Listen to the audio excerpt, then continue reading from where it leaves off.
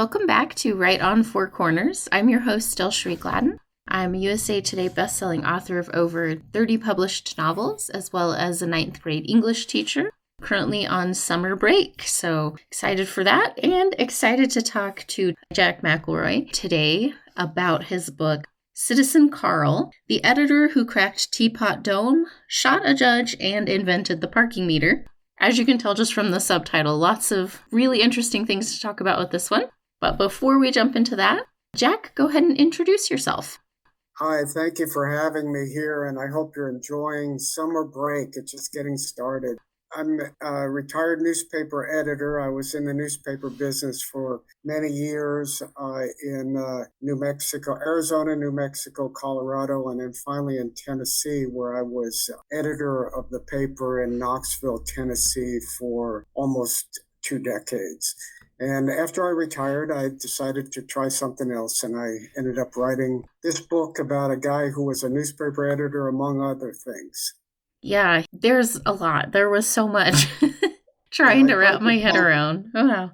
I tried to do that subtitle that kind of gave a clue as to what all was there, although there's actually, you did a lot more than just those 3 things mentioned in the subtitle. Yeah, well, and that subtitle was the first reason that caught my eye and why I requested this from UNM. It's always fascinating to me how much interesting, unique history there is in New Mexico that's just never really talked about. And his story spans Oklahoma and New Mexico with some other stuff in between. But this was really interesting just to see how much he accomplished in his life and all the just kind of really crazy, interesting, fascinating things he got involved in along the way. So give us kind of just a brief overview of who is Citizen Carl and why you decided to write about him. Sure. Well, it's hard to be brief because he did so much when his obituary in the Oklahoma City Oklahoman said that he squeezed several lifetimes into 73 years. And I think that was really true. Citizen Carl was a guy named Carl McGee. He was born in Iowa and went to school there, was an educator for a while, but got a little bored with that, decided to become a lawyer, and he was a lawyer in Boomtown, Tulsa, right after they struck oil in Tulsa. He tried politics, but then he got disenchanted with politics and became a reformer and battled corruption as a lawyer in Tulsa. His wife had tuberculosis. And like so many others in that era, this was in the 1919 was when he moved to Albuquerque, New Mexico. A lot of people were going to New Mexico to treat their tuberculosis. There was a lot of sanitariums and such and no antibiotics, so this was what you did. And he decided to pursue the dream of running a newspaper. He had been a newspaper editor in college. He was a student newspaper editor. And in that role, he bought the Albuquerque Journal, got in a battle with the Republican political machine. They forced him to sell the Journal, so he started his own paper, took it daily, and it became eventually the Albuquerque Tribune. In the course of his investigations, he was instrumental in breaking the Teapot Dome scandal, which was a big political scandal of its day.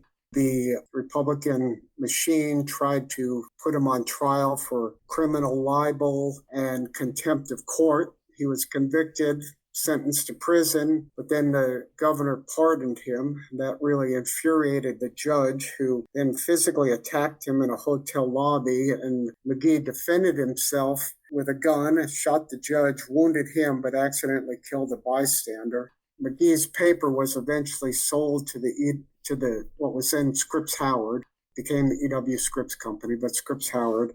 And Scripps adopted his slogan, give light and the people will find their own way. And that led to the lighthouse, a kind of famous lighthouse logo that Scripps has. And Scripps eventually moved him to Oklahoma City, where he was recruited onto a Chamber of Commerce committee looking at the parking problem in downtown Oklahoma City. And he had the idea of a parking meter. He patented it, started a parking meter company. And McGee held parkometers were something that many millions of people put coins into, including myself, for many years. And he eventually, after he made some money, he then bought a retreat outside of Albuquerque that he renamed Carlito Springs in honor of his son who had died in a plane crash. And Carlito Springs is now part of the Bernalillo County open space program that was purchased by the government.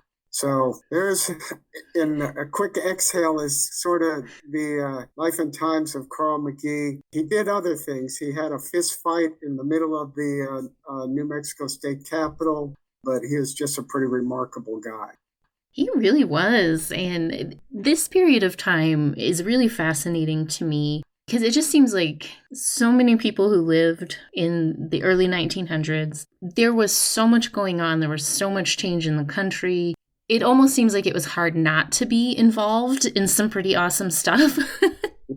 Yeah. And there were a lot of aspects of his life story that made me think a lot about my grandpa, who was a little bit older. He was born in the early 1900s, but he grew up in Denver, and just the stories he would tell of all the things he was involved with, helping get the Special Olympics program started in the area and the March of Dimes, and the small town he lived in, Oak Creek, at one point had this huge, massive flood that washed out the only bridge that got people across the river. And he was the mayor of this tiny little town at that point. And just like that was his goal, like to get the bridge replaced. And so it was always so fun hearing stories from him because he just seemed like he was always in the middle of everything in a smaller capacity than what Carl was. But it's such an interesting time period where the technology that was changing, the transportation, the ability of people to be involved in so many different aspects of really like a lot of new frontiers in American culture and society. And that was really fun to see in this one of just he's mixing in with these early oil tycoons and all kinds of things. What we battled against was the oil tycoons were the ones that tried to scam the government in the Teapot Dome scandal and really kind of owned the Harding administration in a way that I wasn't able to get into in the book, but it was an amazing time. Yeah, I mentioned in there that Carl McGee's father was a soldier who was involved in Sherman's March to the Seas. And Carl McGee, lived a life that spanned from, the horse and buggy days until the atomic bomb. And he saw the end of World War II, and he actually opined on the use of the atomic bomb. And he was involved, he founded was instrumental in founding the YMCA and in Boy Scouts when he was in Tulsa. So the civic organizations is another big thing. And he definitely believed that civic involvement was an important responsibility, and he was very driven by it. Well, and I want to talk about the interesting, I don't think balance is quite the right word, but maybe the contrast of his idea of ethics. Like you said, he's very much hunting down corruption in government, and he made a lot of people very upset when he exposed things. So we have that on one side, but then we also have kind of his personal ethics in journalism, which by today's standards, you're kind of like, little questionable.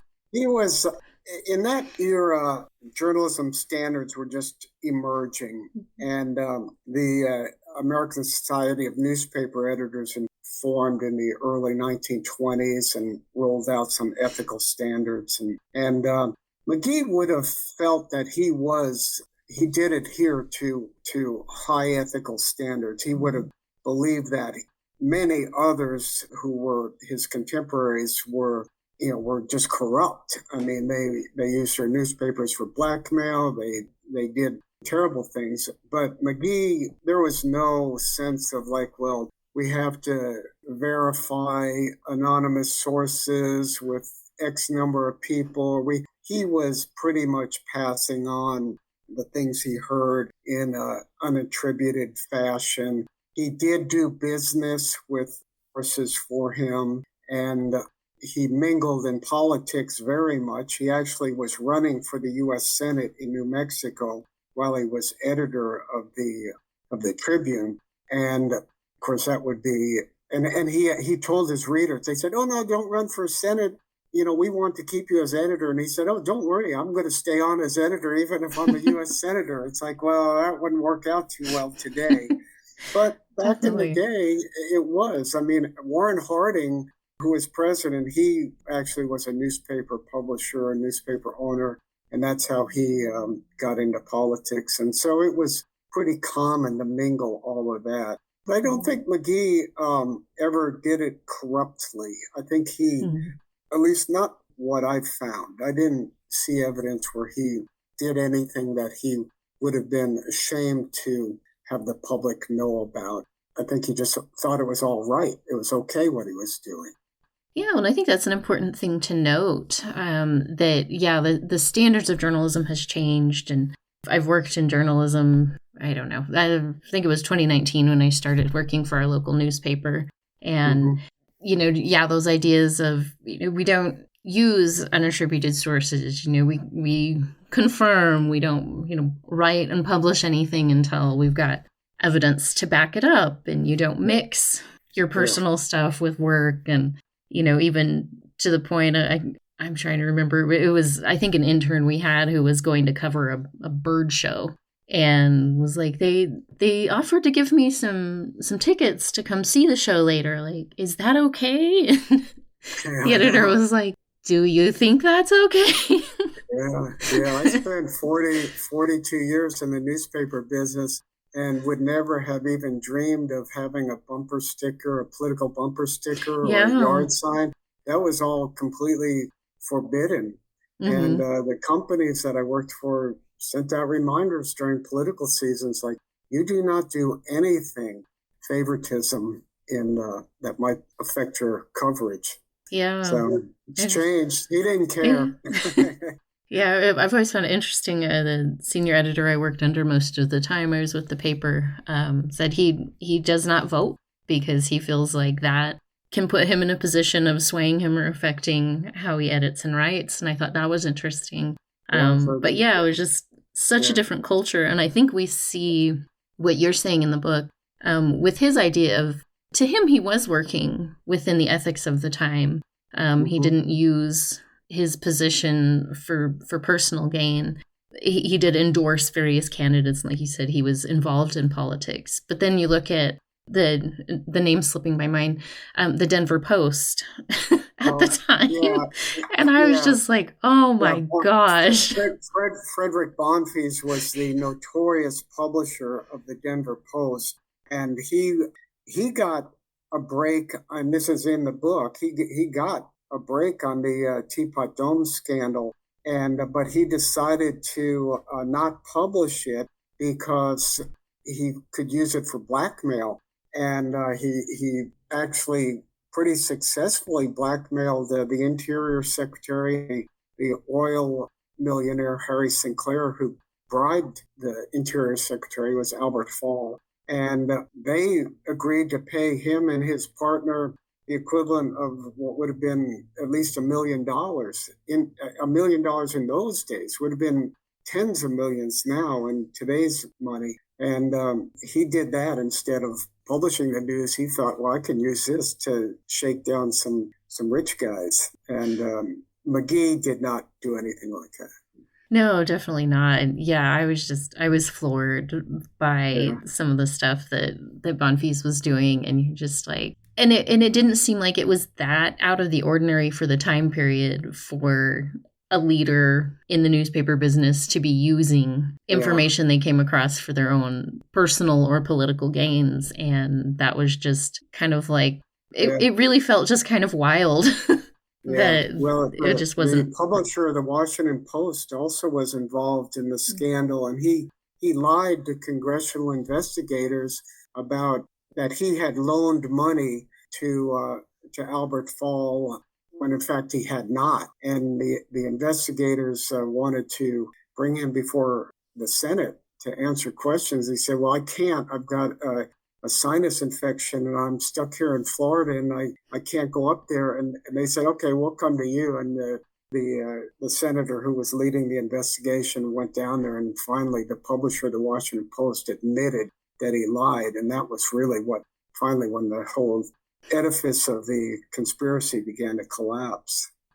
It was fascinating to read how all of those pieces came together, and there's so much more than what we can touch on in this episode.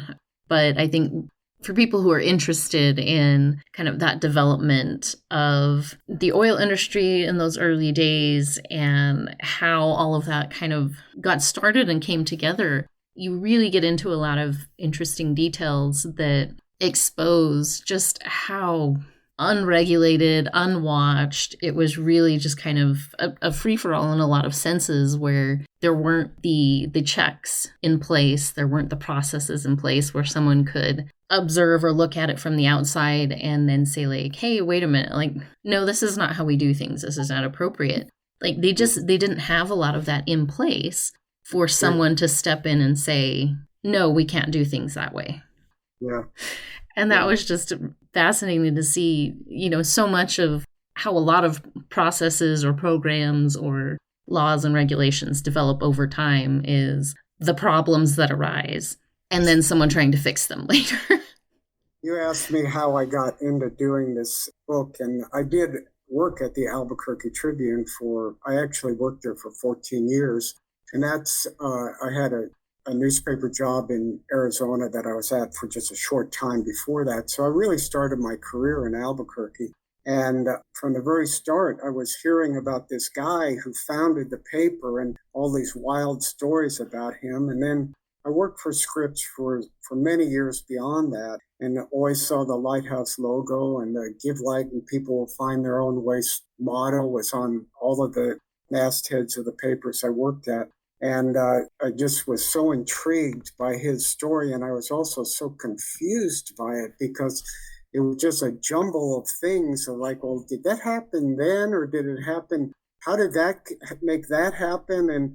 And so it kind of became a puzzle piece to figure, or a puzzle to assemble the pieces and try to figure it all out. And I thought, well, that's a good way to spend some of my retirement. And during the pandemic, I did some of it during the pandemic. So it was a great way to kind of transition into retirement. Oh, that's awesome. I'm glad you had that opportunity. One of the other things that I wanted to touch on with you was the many times that Carl is dragged into court over either libel charges and the many contempt charges that resulted from that. Because that was one of the other things that really stuck out to me of the wildness of this time period. My boyfriend, Chris, is a prosecutor. And so I've become a little bit more familiar with how that process works over the last little bit. And I was talking with him and just saying like, oh my gosh, like if you read this, like I think your head would spin by just the amount of corruption and the craziness of the judge who eventually accosts him, and they get into the situation where Carl ends up firing his gun, of just the blatant corrupt actions that this judge took. And nobody was interested in stopping him. Like he had to be pardoned after the fact. And it just like, I was just reading it, shaking my head that the judge is dealing with a case that involves himself, and he's ruling on these things. You think we live in crazy times now, but you find that when you look back in U.S. history, it's like, well, there was other crazy times too. But yeah, so back in those days, you could get sued for libel, which is, of course, what happens today. But you could also get charged with the crime of libel, criminal libel. And that is something that the Supreme Court has really, or courts in general, have really put the kibosh on nowadays. So libel is not typically a crime that can send you to prison.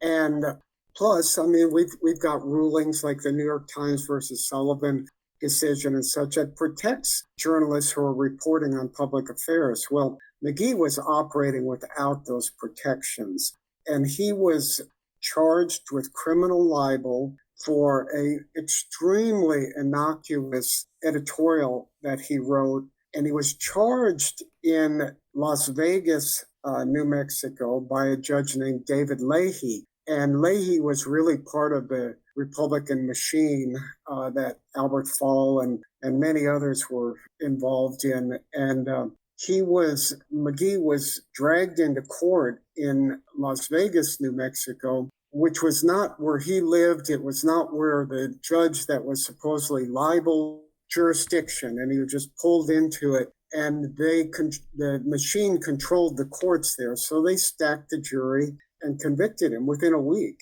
of criminal libel. And McGee refused to be silent during that time. So he kept writing columns criticizing the judge. And each time he did, he gets slapped with a contempt charge. So the charges kept piling up. And, another one had come to go, well, it's like, I don't know if you remember that scene in The Breakfast Club where the kid won't shut up when the teacher is telling him, if you don't stop it, you're going to get more, you're going to be back here for more detention. And the kid won't shut up, he gets more. It's what was happening to McGee. And so out of all that, he was sentenced to prison. And luckily, the governor was a Democrat, and the governor then pardoned him. Well, he got then sentenced on the contempt charges, and the governor had to pardon him again. He actually then was charged with another contempt or another criminal libel when he, in fact, was wrong. And he had made a mistake.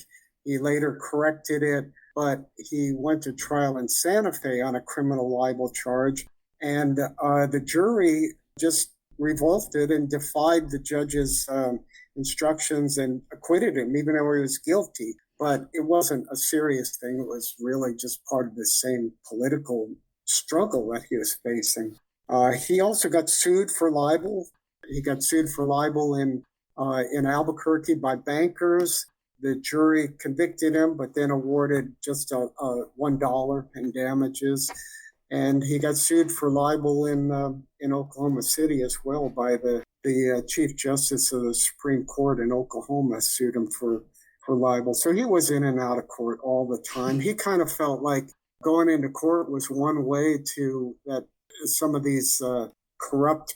He didn't have a problem with it. He was pretty devil-may-care about going into court and almost relished it. Although I don't think he wanted to go to prison. I think he definitely did not think that was a good idea. He did spend a couple of nights in the jail in Las Vegas, New Mexico, though.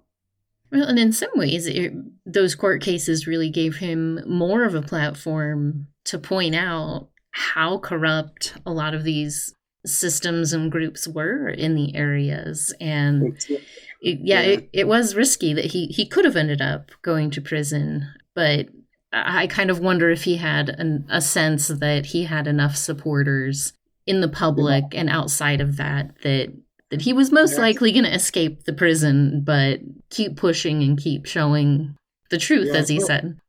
His number one lawyer was a guy named Richard Hanna, who was actually one of the first justices on the New Mexico Supreme Court after statehood. And he became a justice when he was in his early 30s, so he was still a young guy. He'd served that, but he later became McGee's attorney. And in that criminal libel case in Las Vegas, New Mexico, Hanna really ended up putting the judge on trial. And McGee even wrote an editorial with a headline that said, "Who's on trial?" And the public really saw the corruption as they sort of questioned these witnesses about the corruption in Las Vegas. And of course, McGee got slapped with another contempt charge for writing that "Who's on trial?" And so it became a real battle. But he was, after his trial, he was feted in Albuquerque. A caravan of cars met him outside the city and escorted him into town, and a band was playing. And journalists were wasn't any other real media outlets. Radio was still in its early days, and newspaper editors could be stars, and McGee was. He really was, and I'd say well-deserved on everything he accomplished and uncovered, and really just the impact that he had on his communities. And it was pretty pretty astounding to see. I imagine he was just quite the interesting person to work with and be around, and never a dull moment would be my guess. Yeah, I think that's true. I think that's true. He had a pretty high opinion of himself, I think. His father was a Methodist preacher, and he had a brother who was a Methodist bishop, and he was very steeped in Methodism, and I think he felt like he had a calling to some extent. But I think he also had a mention in the book, I think he had a little bit of a Messiah complex, like, well, I'm kind of here to save everybody. And that really annoyed a lot of people. But a lot of people very much respected him, and he had people who were extremely loyal to him. And I think that was a reflection of his grounding of his character and really wanting to do good and do right, even though he was kind of egotistical about it. I think sometimes that balance of personality traits is not uncommon, but I think it kind of part of what makes the person like that so motivated and willing to go after these important topics. Well, and as I suspected, we're already out of time. We barely scratched the surface of everything that you cover in the book. But I did want to ask kind of where can people find you in the book? Because it's one I would really encourage people to take a look at and check out. You'll learn a ton about just his life and culture and society at that time in the United States. But yeah, where can people find you in the book? It also reflects on our own days now, too. I would say that it gives you a perspective on a lot of things that are happening now. But you can get it on Amazon. You can get it, but I'd encourage people to order it through the University of New Mexico Press. I've also seen that it is being placed in some libraries around the country, although I'm not exactly sure which libraries would have it, but that's something that people could check out. And, it can also be ordered, I guess, through Barnes & Noble and other things of that sort. I don't know what bookstores carry it on their shelves. I'm just not aware of that, but it's easily ordered through Amazon or UNM Press. And is there somewhere people can follow you online to keep up to date on what you're doing? Yes, I actually do have a website. It's called jackmcelroybooks.com. And it's actually just a little blog that I occasionally stick something on about what I'm doing. And if there's any events coming up, I will post them there and let people know. Wonderful. Well, I just want to remind our listeners that the book is called Citizen Carl, the editor who cracked Teapot Dome, shot a judge, and invented the parking meter, by Jack McElroy. And I just want to say thank you so much for taking the time to chat with me today and tell us a little bit more about your work. Well, thank you for having me. I really enjoyed it.